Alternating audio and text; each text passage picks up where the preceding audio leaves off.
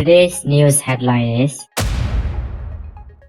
directly involvement of Arakan Army in sexual violence against Rohingya women. Details of the news. The ongoing conflict in Rakhine State has escalated into widespread human rights violations, with reports of targeted violence against the Rohingya community by the Arakan Army. Among the most egregious acts documented are sexual violence against the Rohingya women and the systematic destructions of Rohingya homes through arson. These actions represent serious violations of international law and exacerbate the already dire humanitarian crisis facing the Rohingya population.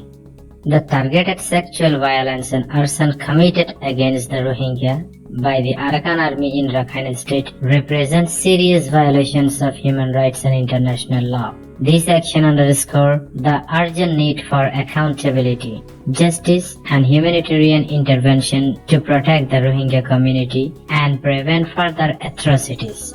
Failure to act risks perpetuating a cycle of violence and deepening the suffering of one of the world's most persecuted community.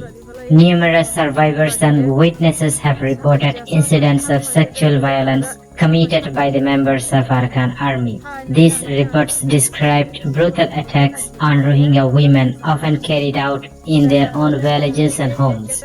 Victims have recounted being subjected to gang rape, physical abuse, and other forms of inhuman treatment.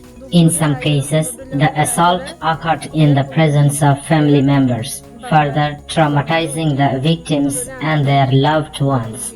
The pattern of these attacks suggests they are used as a weapon of war, intended to instill fear, break community cohesion, and force displacement. Such acts constitute grave breaches of international humanitarian law, including violations of the Geneva Convention, and meet the criteria of war crimes and crimes against humanity. The combined effects of sexual violence and arson have had devastating consequences for the Rohingya population in Arakan State.